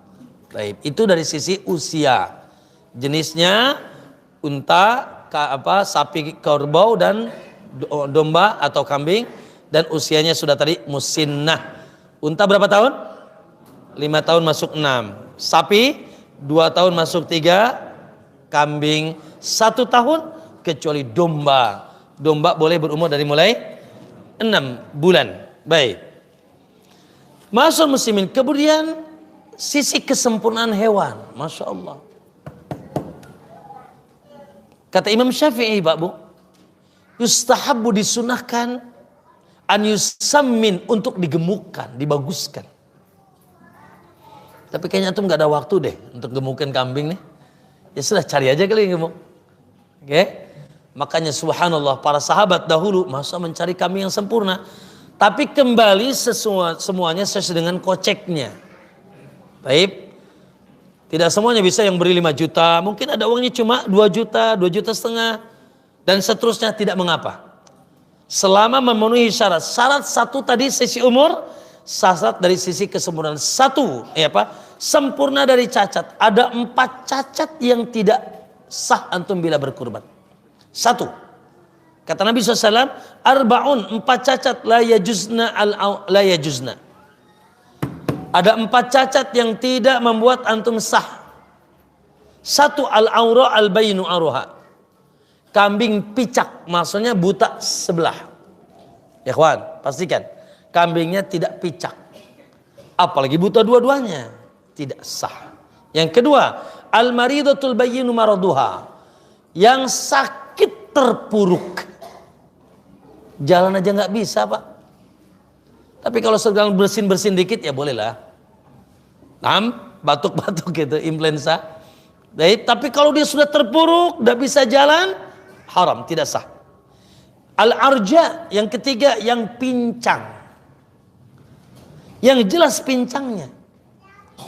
Gimana Ustaz membedakan pincang jelas dan tidak jelas? Kata para ulama, kalau dia jalan bersama rombongannya, dia paling belakang. Dia terlambat. Tapi kalau dia masih bisa mengejar temannya walaupun ingkluk-ingkluk gitu, masih bisa. Tapi kalau dia terlambat di belakang, itu nggak bisa. Itu pincang, gimana kakinya hilang 1? Lebih tidak sah lagi. Yang terakhir, al-kasiratul lati la tuntaqa, yang kurus kering. Tinggal tulang dan kulit, Masya Allah. Memang kriteria 4 ini paling murah sih. Iya. Gitu, yang picak, yang sakit, yang pincang, yang kurus kering, ya 500 dapat lah. Tapi ya moso buat Allah antum, ya Allah, ya. Buat Allah antum sesajikan dan sesajinkan yang seperti itu, dan itu batal, tidak sah. Ya tidak sah. Berarti picak, apalagi buat dua-duanya, pincang, apalagi patah kakinya, ya. Kemudian apa tadi? Sakit. Ya, kemudian kurus kering, ini tidak sah. Oke. Itu cacat yang membuat tidak sah. Di sana ada cacat yang membuat dia makruh, Pak Bu. Perhatikan. Pertama, sobek telinga, al-kasirah. Apa namanya? Sobek telinga. Yang kedua, patah tanduk. Kalau aslinya nggak ada tanduk ya nggak apa-apa. Ini patah tanduknya, Pak. Yang ketiga, putus ekor. Ada ekornya tadinya, menjadi hilang. Yang keempat, patah kuku. Kukunya patah, Pak. Ya. Patah gigi. Termasuk juga terputus kemaluan. Ya, maka ini ayat ikhwah makruh. Sah. Namun dimakruhkan. Ya, oleh karena itu ikhwan, tadi Umamah bin Sahal mengatakan, kami menggemukkan hewan kurban kami sebelum kami sembelih. Itu sunnahnya. Ya, kalaupun enggak keburu ya saya cari yang lebih yang gemuk ya. Nah, itu terkait dengan ma'asyiral muslimin, kesempurnaan hewan. Usahakan, masya Allah, walaupun mungkin harganya ya standar, tapi satu, usianya cukup. Yang kedua, tidak ada cacat. Yang empat, usahakan juga tidak ada cacat-cacat yang lain. Insya Allah diterima oleh Allah subhanahu wa ta'ala. Taib. Ustadz, mana yang lebih utama Ustadz? Urutannya kata ulama unta, urutannya kemudian sapi bila sendirian. Bila sendirian sapi. Bukan rombongan, bukan iuran. Lalu kambing. Ustadz, kalau punya cuma mampunya satu, iuran apa kambing? Utamanya kambing. Ya, utamanya kambing. Nah, itu secara umum. Tapi kondisional, terkadang di satu tempat nggak suka makan kambing orang di sini, ya sudah iuran sapi. Ya. Nah, tapi ma'asyiral muslimin, selanjutnya pembahasan terkait kurban terkait dengan perserikatan bangsa-bangsa. Perserikatan. Ya. Perserikatan dan kurban terbagi dua, ikhwan. Satu, perserikatan kepemilikan. Perserikatan kepemilikan. Yang kedua, perserikatan pahala. Baik. Insya Allah semuanya tidak asik. Perserikatan kepemilikan, satu sak kambing 1 orang. Satu sapi 7 orang. Unta 7 sampai 10 boleh. Asyarah. Kita nggak bahas unta ya. Nah, kambing 1 orang. Unta sapi dan kerbau 7 orang. Tidak boleh lebih, boleh kurang. Tidak boleh lebih. Sapi 1 8 orang. Nggak boleh. Tapi 8 sapi seorang boleh. Ya kan? Boleh ya? Boleh. Nabi saja menyembelih 100 loh. Baik. Sama dengan kambing, 1 kambing 2 orang tidak boleh, tapi 2 kambing 1 orang boleh. Baik, dibolehkan. Ini namanya perserikatan apa? Kepemilikan. Oke. Dan secara sunnah, perserikatan kepemilikan ini hanya untuk yang hidup, yang sahih. Kambing milik siapa nih? Ahmad. Mana Ahmad? Tuh lagi nongkrong. It's okay. Kambing milik siapa nih? Khadijah. Mana Khadijah? Rahimahullah. Butuh dalil. Dan tidak ada dalil yang sahih menentukan perserikatan kepemilikan untuk yang sudah wafat. Sapi milik siapa nih? 7 orang. Fulan, Alan, bla bla bla bla. Mana tuh? Semuanya ada. It's okay. Ini sapi milik siapa? Milik 7 orang. Fulan. Semuanya ada. Ada 5. Yang 2, rahimahullah. Tidak ada sunnah yang sahih. Kita butuh sunnah, butuh dalil. Tidak pernah terjadi di zaman Nabi SAW. Ya. Yaitu menyembelih untuk mayit. Kecuali ini. Yaitu menunaikan wasiat mayit. Misalkan di antara kita nih, misalkan ada abahnya atau siapa mau meninggal. Nah, kalau bapak meninggal bulan ini, bapak ada harta, tolong kurbankan atas nama bapak. Itu wasiat, maka boleh, wajib. Karena wajib ditunaikan, bentuknya wasiat. Adapun tidak, maka baik. Ustadz, kalau begitu bagaimana dong? Agar saya ingin kurban saya ini juga sampai Ustadz pahalanya. Alhamdulillah. Kita ini tinggal poles sama sunnah aja kok pahalanya sama. bahkan lebih hebat, lebih luas lagi. Maka perserikatkan yaitu dalam serikat pahala. Ya. Dalam serikat pahala. Ya. Bagaimana serikat pahala, Ustaz? Nah, dengarkan Pak. Nabi kalau lagi nyembelih begini bilang dalam Sahih Muslim. Wa akhadhal kabsh fa'adja'ahu thumma dhabahahu. Nabi ngambil kamil gibas satu. Lalu Nabi sudah senderkan, Nabi bilang Bismillahi Allahu Akbar. Bismillahi Allahu Akbar. Allahumma ya Allah, taqabbal hadza, terimalah kurbanku ini min Muhammad, dari Nabi, dari Muhammad, nama pemiliknya. Wa min ali Muhammad, dan dari seluruh keluarga Muhammad. Wa min ummati Muhammad, dan dari seluruh umat Muhammad. Sering ditransfer pahalanya ke seluruh keluarga Muhammad dan ke seluruh umat. Makanya kata ulama, antum tuh kita nih kalau menjadi umat Muhammad sudah pernah dapat pahala kurbannya. Alhamdulillah. Karena kata Nabi, Allahumma taqabbal hadza min Muhammad wa min ali, keluarga Muhammad, wa min ummati Muhammad. Loh kok bisa satu kambing keluarga Muhammad piro? Umat Muhammad sabaraha? Banyak.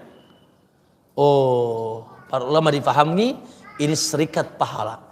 Sertakan dalam pahala kurbanku ini juga seluruh keluargaku dan seluruh umatku. Antum juga sama. Enggak mesti ya Allah ini sembelih buat Khadijah yang sudah wafat. Antum saja yang hidup. Ya Allah terimalah ini dari Fakhruddin dan seluruh keluarga Fakhruddin, hayyan wa mayyitan, baik yang masih hidup maupun yang sudah wafat. Jreng, dapat semuanya. Lebih luas kan? Lebih luas.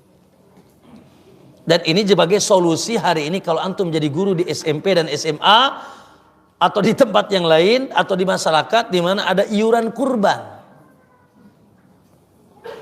Tiba-tiba pagi-pagi anak minta uang 50.000. Buat apa nak? Itu kata wali kelas harus iuran kurban. Berapa orang nak di kelas? Di kelas 40-30 orang is okay. Kalau gurunya cerdas, sunnahnya bagus. Ya, tidak mengapa. Ini ujiannya dapat, sunnahnya dapat. 40 atau 30 orang di kelas dapat 4 juta katakan. Dapat satu kambing. Terus atas nama siapa ini? Maka gurunya bilang nanti nak, ini sunnahnya satu kambing satu orang. Kita sepakat ya, kita apa? Undi.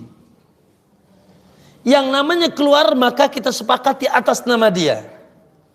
Lalu ketika disembelih dia mengatakan, ya Allah taqabbal hadza min Khalid wa min zumala'i Khalid. Ya Allah ini terima dari Khalid dan dari seluruh teman-teman Khalid di kelas. Nyampe? Nyampe.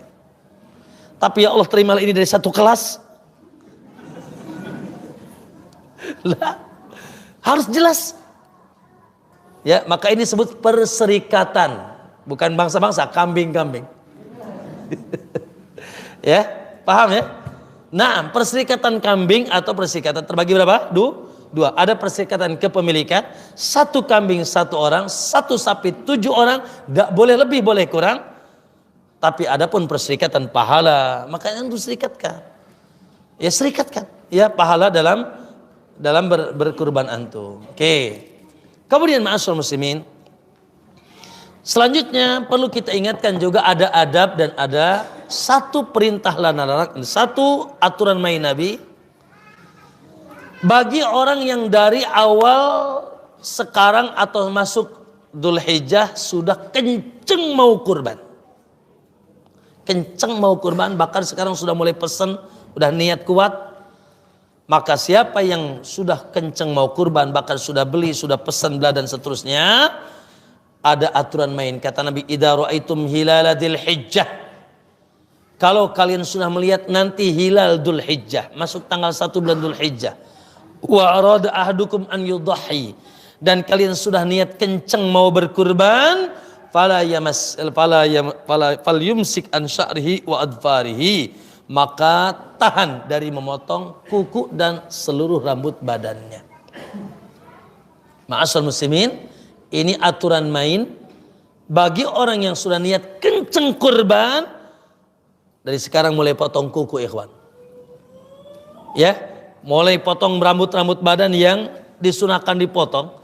Karena nanti dari 10 awal Dzulhijjah tanggal 1 sampai disembelih, dan hukumnya yang sahih haram. Bukan makruh. Haram motong kuku, haram mencukur rambut-rambut badan, ketiaknya, maaf, kemaluannya, kumisnya. Kalau jenggot dari dulu kayaknya. Nah, maka ma'asal muslimin, ini aturannya ya, dan yang sahih bahwasanya tadi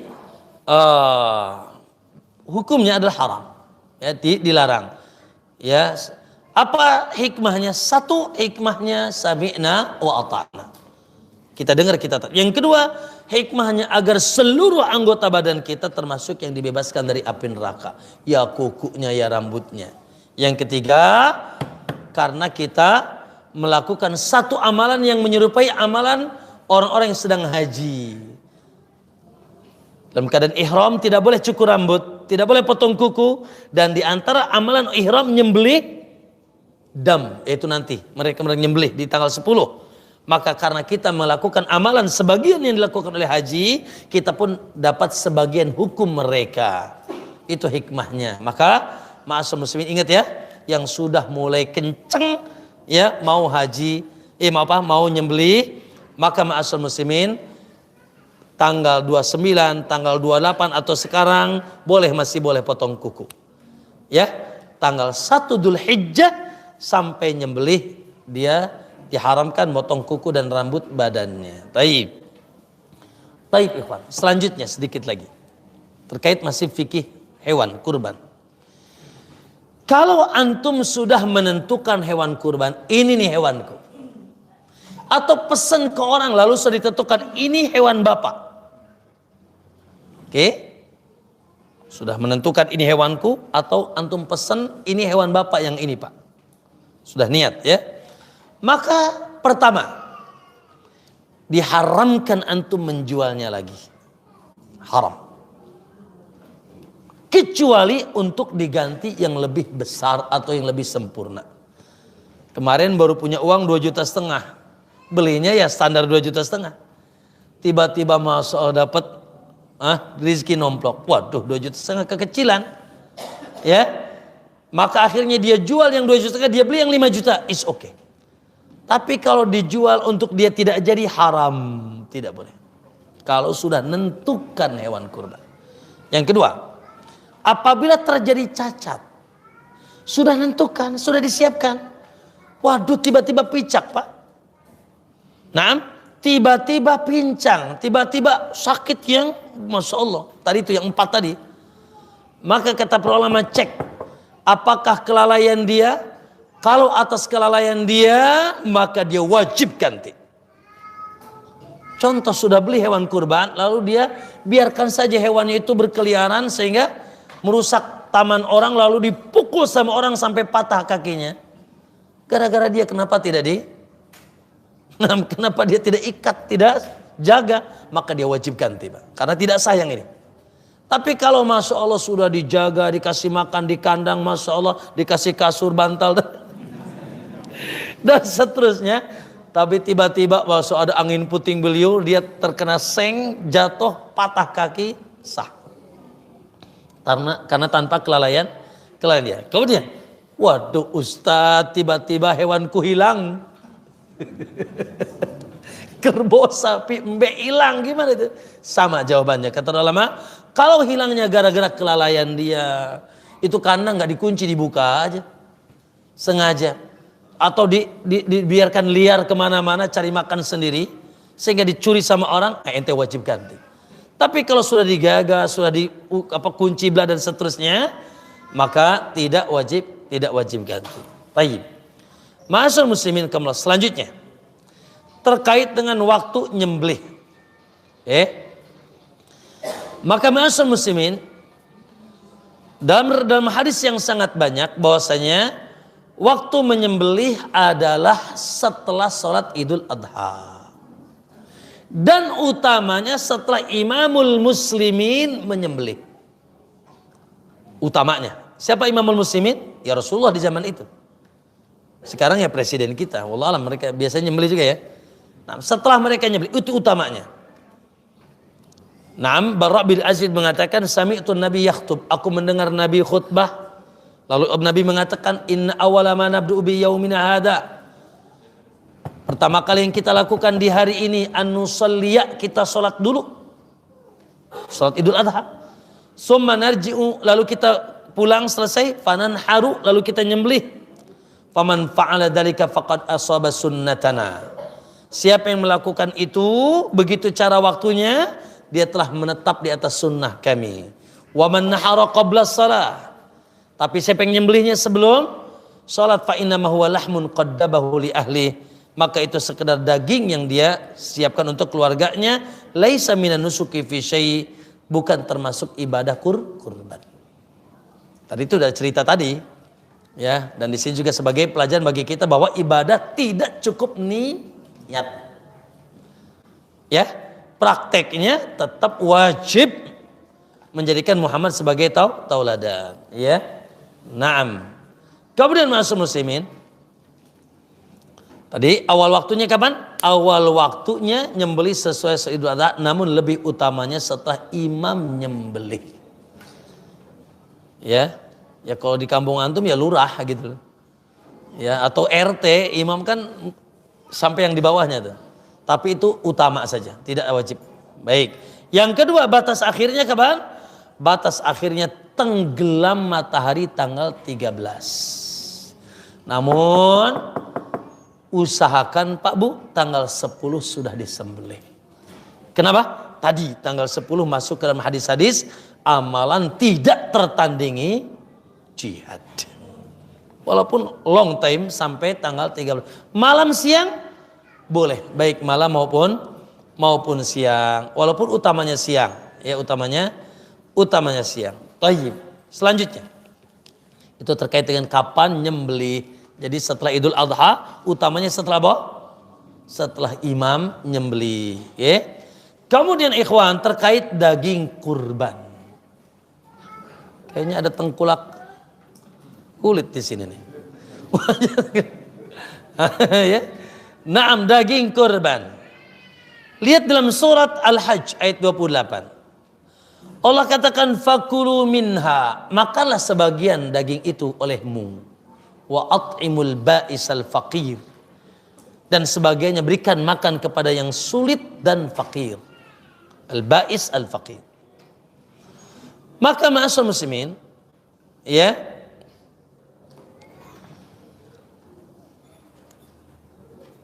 jumhur ulama Syafi'i dan yang lainnya menyebutkan bahwa distribusi hewan kurban itu ada 3 bagian. Ini kalau antum mau lakukan. 1, dimakan sendiri sebagiannya. Bahkan taruh di kulkas sampai Idul Adha lagi. Boleh.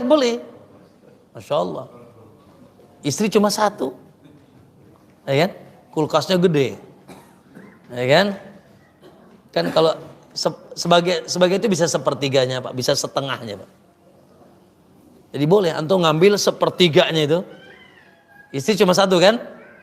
Cuma 1 kan istrinya? Cuma 1. Sehari mas, tiap hari paling setengah kilo atau 1/4 kilo. Cukup buat 1 tahun. Ya, nggak nyinggung, nggak. Lanjut, yang kedua dihadiahkan. Sepertiga atau sebagiannya dihadiahkan. Yang ketiga disedekahkan untuk fakir miskin. Apa bedanya hadiah dan sedekah? Hadiah bebas, ya kaya, ya miskin, dan juga termasuk orang kafir. Tetangga Nasrani kasih, sah, tidak ada masalah. Ya, termasuk bagian yang ketiga itu diberikan kepada fakir miskin. Intinya bahwasanya Pak Bu, pembagian hewan kurban itu luas. Antum boleh makan sebagian, enggak makan pun enggak apa-apa. Boleh fakir miskin dan boleh juga untuk fakir miskin dan boleh dihadiahkan. Tapi yang masuk ke kulkas antum semua. Itu mau balik lagi ke antum ya. Maka ma'asyiral muslimin, dan diharamkan antum yaitu menjualnya. Haram antum menjualnya. Tidak sah. Antum berkurban, lalu antum jual apanya? Kulitnya. Apa? Tanduknya. Dan seterusnya. Termasuk kata Nabi, wala yuti fi jazzaratiha minha syai'. Jagalnya yang sudah mendapatkan upah dari mereka nyembelih, maka tidak boleh dikasih. Tapi di sini perlu kita pahami, tidak boleh dikasih dalam bentuk upah lagi. Ini upahmu nih 500.000 plus paha setengah. Upahmu haram. Ya, tapi kalau bentuknya hadiah seperti yang lain boleh.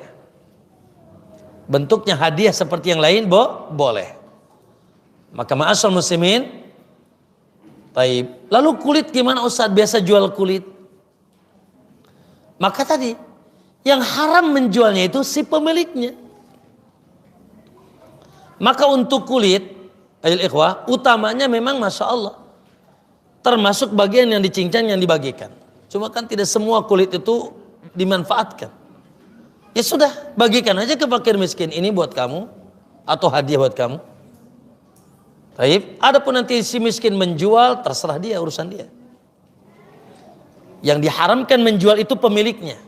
Contoh, antum Masya Allah, ya misalkan antum miskin, misalkan antum ya, lalu sekampung semuanya kurban ngasih antum, dapat 1 ton antum. Wah, langsung antum buka meja tuh di pasar, jualan daging, boleh, karena yang menjual bukan pemiliknya. Termasuk yaitu kulit tadi. Kalau bersepakat misalkan panitia, gimana nih? Ya sudah, ini kulit kita sepakati jatah panitia, bukan upah ya, awas ya. Kalau upah haram. Kalau bentuknya ini upah panitia haram, tapi dijatahkan untuk hadiah panitia. Ini bagian panitia, hadiah buat panitia. Ya sudah, imma dibagikan seorang 2 kulit, 3 kulit, atau dikumpulkan dijual lalu dibagikan uangnya, nggak ada masalah. Buat personal, bukan buat masjid. Bukan operasional masjid, enggak boleh. Ya, untuk personal. Ya. Adapun nanti diterima oleh panitia lalu setelah dia infakkan, urusan dia itu. Tapi dari awal ini kulit pokoknya buat operasional masjid, enggak boleh. Jadi jadi yang dilarang menjual adalah si pemilik. Ya si pemilik. Dan tadi ingat ya, dan harus diingatkan juga, saya kadang-kadang kalau ini saya tak kumpulkan panitia, termasuk para penyembelih, para jagalnya. Saya bilang kalian itu tidak berhak untuk mendapatkan upah dari daging atau kulitnya atau apapun. Karena sudah dikasih jatahnya dari uang, ya, gitu. Dan bentuk upah tidak boleh dari kambing. Tapi kalau misalkan yang diberikan adalah sebentuknya hadiah, maka dibolehkan. Oke. Maka ma'asyar muslimin, itu terkait dengan pembagian. Jadi bahkan tadi boleh kita menyimpan hewan kurban, ya, dagingnya sampai tahun yang akan datang boleh. Maksudnya di kulkas antum Masya Allah lama gitu, dibolehkan. Bahkan subhanallah di Saudi Arabia luar biasa. Sekarang berapa juta 3 juta bayangkan. Ini minimal yang haji. Itu keumuman mereka dam, maksudnya menyembelih karena hajinya tamatu atau kiran. Bayangkan 3 juta, ya, belum masyarakat yang berkurban jutaan di sana. Maka subhanallah pemerintah, ya, membuat program untuk yaitu menyebarkan hewan kurban tersebut atau dam itu ke seluruh dunia, ke negara miskin. Maka dikalengin gitu ke Afrika, kemana-mana. Nah, ya tidak ada masalah. Taib kurban di mana Ustaz? Ya, kurban utamanya yang berkurban melaksanakan hewan kurbannya sendiri, dia sembelih sendiri. Itu utamanya. Di tempat di mana dia tinggal, itu utamanya. Taib. Namun boleh diwakilkan, sebagaimana Nabi mewakilkan kepada Ali. 100 onta Nabi sembelih 63, sisanya oleh Ali bin Abi Thalib, ya, dan dua-duanya dilakukan Nabi. Jadi boleh antum yang nyembelih, dan itu utama, baik. Ya, dan boleh juga yang menyembelihnya diwakilkan. Karena tidak semua orang ya berani nyembelih dan kuat untuk nyembelih gitu ya. Dan tadi di tempatnya masing-masing, ini utamanya. Karena miskin yang di tempat antum melihat antum kaya. Dan ini sebagai bentuk ihsan kepada orang lain, namun tidak menutup juga ya, yaitu kita pun bisa mengirim hewan kurban kita ke tempat-tempat yang lain barangkali membutuhkan, tidak ada masalah juga, ke yayasan atau ke kampung gitu ya, tidak ada masalah ya, tidak ada masalah. Naam, ma'asyiral muslimin rahimakumullah. Iya, itu barangkali seputar fikih kurban ya, seputar fikih kurban. Naam, mungkin bila ada hal-hal yang kurang atau masih belum tersampaikan bisa melalui tanya jawab ya. Semoga ikhwan kita diberikan kemudahan untuk berkurban ya, insyaallah, dan kita pun bisa mendulang gagahnya keutamaan 10 awal Dzulhijjah yang kata Nabi amalan tidak tertandingi jihad. Masya Allah ya. Itu mungkin yang bisa saya sampaikan. Di sisa waktu kita bisa isi dengan tanya jawab. Lihatafadhal. Nah, silakan.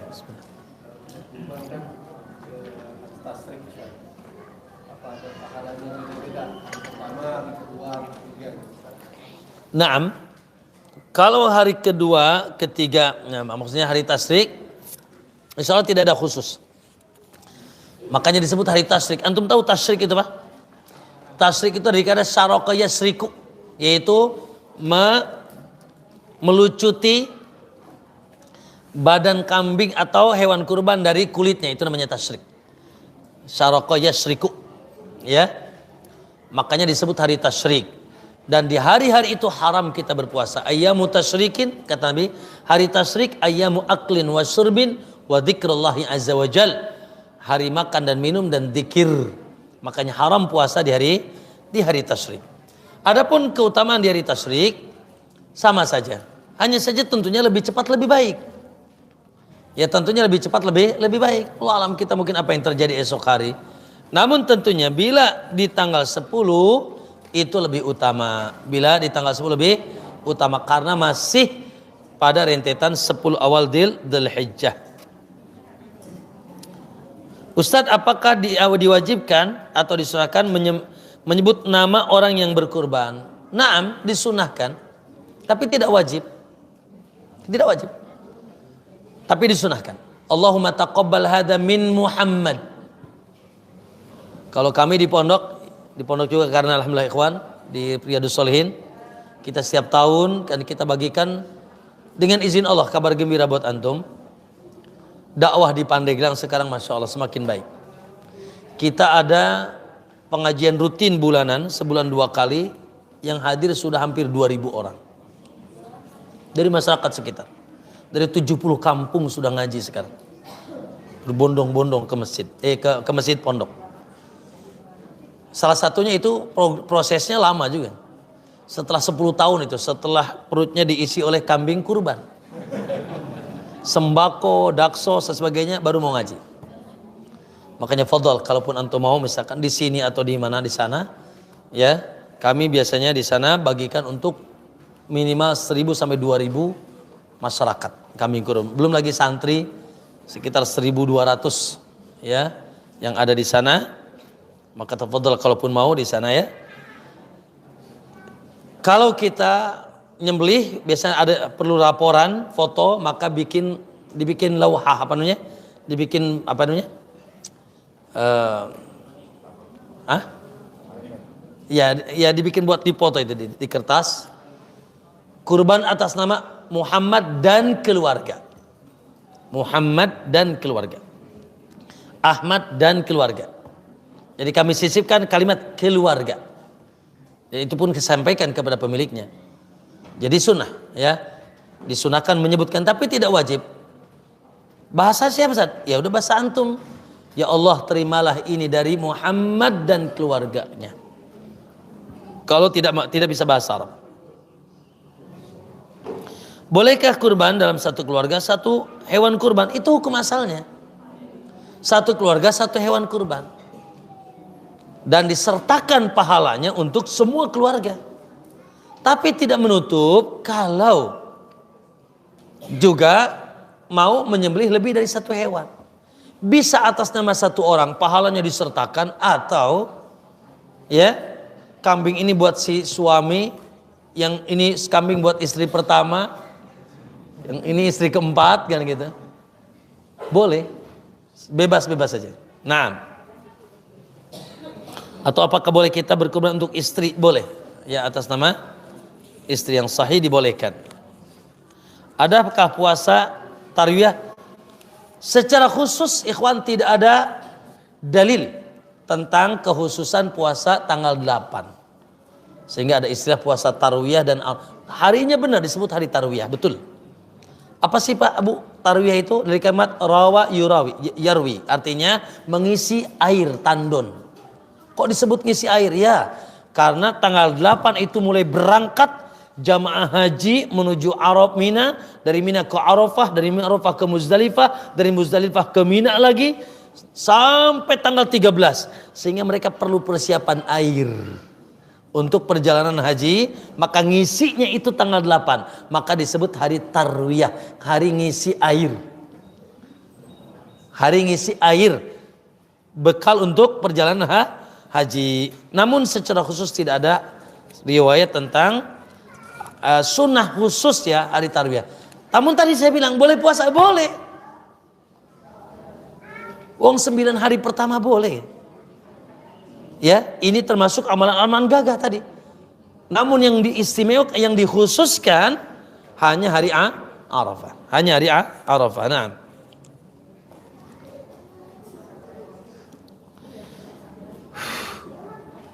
Ada perusahaan yang niat berkurban ya dengan perusahaan tersebut, atau terkadang atas nama satu karyawan, bahkan ada juga non muslim. Tapi tidak ada masalah.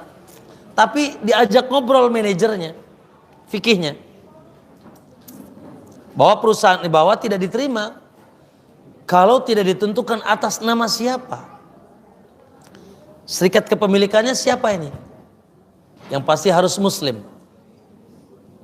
Kayak antum misalkan kampung ini dikasih, kampung ini nih, atau masjid ini dikasih kerbau sama Pak Ahok misalkan, bukan muslim, ya, terus gimana? Ambil aja. Nanti DKM sepakati 7 nama, lalu pahalanya buat sekampung, nggak apa-apa. Sama di perusahaan juga begitu. Kalau dia ngasih satu sapi, ya sudah, ajak ngobrol perusahaannya, bahwa dalam sunnah tuntunan nabinya ada serikat kepemilikan. Milik siapa nih sapi ini, biar nggak sia-sia nih sapi. Ya sudah, diundi milik 7 karyawan. Lalu ketika disembelih, niatkan untuk seluruh karyawan PT tersebut.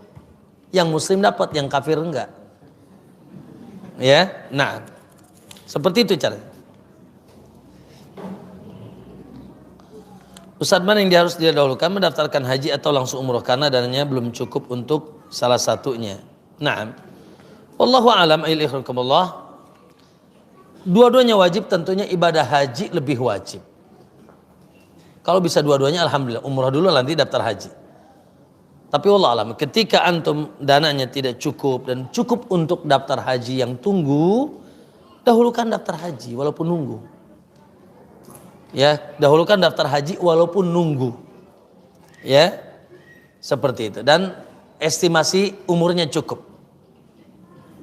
Kalau estimasi sekarang daftar haji 60 tahun, Masya Allah, pas jadwalnya sudah di bawah bumi. Sudah umroh kalau begitu. Kalau estimasinya umurnya tidak cukup. Tapi kalau masih cukup, maka haji daftar. Ya, daftar haji. Ya. Mana yang lebih afdal, memperbaiki bacaan Quran dulu atau tahfidz? Yang nggak mungkin tahfidz kalau tidak memperbaiki bacaan. Bahaya, Pak. Tahfidz itu jangan dilakukan kalau bacaan belum bagus. Baik secara total maupun secara per surat. Jangan antum menghafal kalau surat, misalkan surat An-Nas, perbaiki dulu, setorkan dulu. Makanya di antara ya adab untuk membaca menghafal Quran, usahakan storekan dulu bacaan kita sudah benar atau belum, baru kita menghafal. Kenapa? Karena tadi kalau sudah hafal di atas bacaan yang salah, ini kadang-kadang sulit untuk merubahnya. Sulit untuk merubahnya. Bolehkah pembagian daging kurban lewat dari tanggal 13? Nah, selama disembelihnya sebelum tanggal lewat boleh. Ya, selama disembelihnya sebelum lewat tanggal 13 maka boleh. Tapi kalau disembelihnya lewat 13 nggak sah. Maksudnya nggak sah kurbannya. Adapun pembagiannya boleh, namun tentunya utamanya Masya Allah. Karena Nabi apa tadi? Ayyamu tasyrikin, ayyamu aklin wa syurbin. Ya, hari tasyrik itu hari-hari makan dan minum. Makan dan minum maksudnya adalah apa? Makan dan minum hewan kurban secara khusus. Oleh karena itu Pak Bu, sunnahnya kalau Idul Fitri sebelum sholat antum makan dulu. Idul Adha tidak. Sunnahnya antum nggak makan dulu. Dan lebih utamanya lagi, pertama kali antum makan hewan kurban antum atau hewan kurban yang kita sembelih. Masalahnya di kita masaknya itu ngegule apalagi. Kalau di zaman Nabi disembelih langsung dibakar dimakan. Di kita ini bumbunya terlalu banyak. Ya.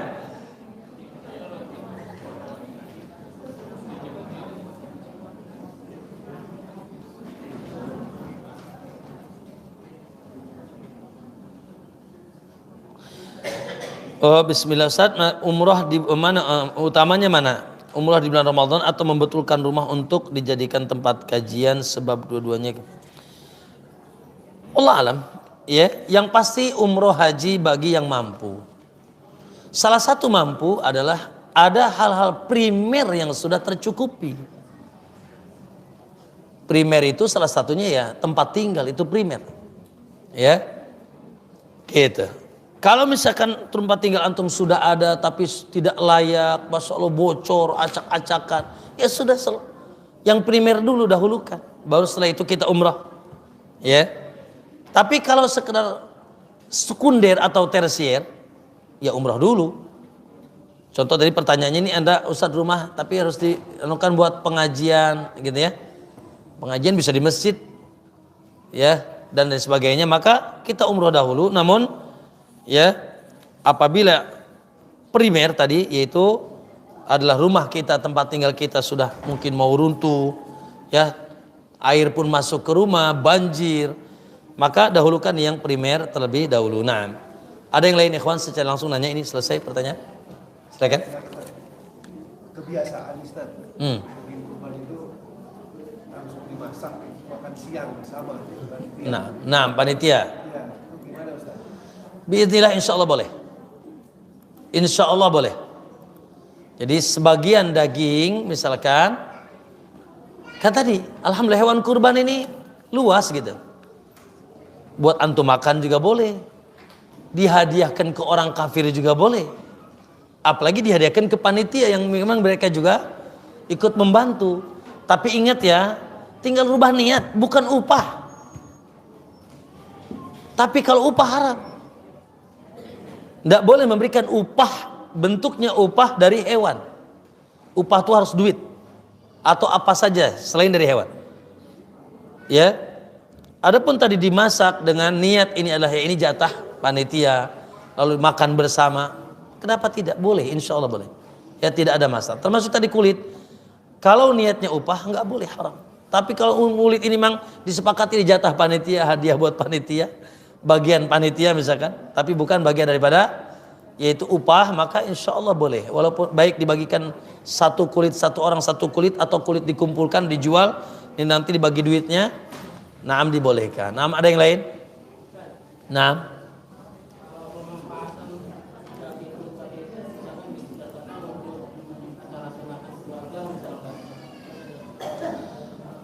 Wallahu alam. Ya. Kalau ditanya boleh, boleh. Kalau ditanya boleh nggak Ustaz? Kurban sekalian nanti ya untuk acara keluarga, tapi acaranya yang sunnah ya. Dan di acara tersebut tidak ada indikasi ente cari duit. Karena sekarang banyak acara yang sifatnya keluarga cantik, acara pernikahan, niatnya buat balik modal. Banyak gitu. Iya. Kalau niatnya di situ ada cari duit juga, balik modal juga, ya nggak boleh. Dan seyogianya juga tidak demikian, ikhwan. Ya, seyogianya tidak demikian. Masya Allah, ini kan acara kegembiraan. Adapun orang kasih hadiah tidak ada masalah. Tapi kalau maaf ya, disediakan apa itu? Tempat kotak, seakan-akan kita memang berharap minta. Tidak terpuji sebetulnya. Ya, atau kurang terpuji sebetulnya. Ya, kalau kita itu ada acara-acara seperti itu lalu kita niatkan ya untuk mencari pemberian orang-orang yang datang. Begitu Pak ya. Wallahu a'lam. Namun kalau tanya boleh. Cuma tadi dengan syarat jangan sampai jangan sampai diimbil-imbilkan acara tersebut antum juga ingin dapat itu kembalian. Nah, saya kira cukup ikhwan. Sampai sini kita tutup. Subhanaka Allahumma bihamdik asyhadu an la ilaha illa anta astaghfiruka wa atubu ilaik. Assalamualaikum warahmatullahi wabarakatuh.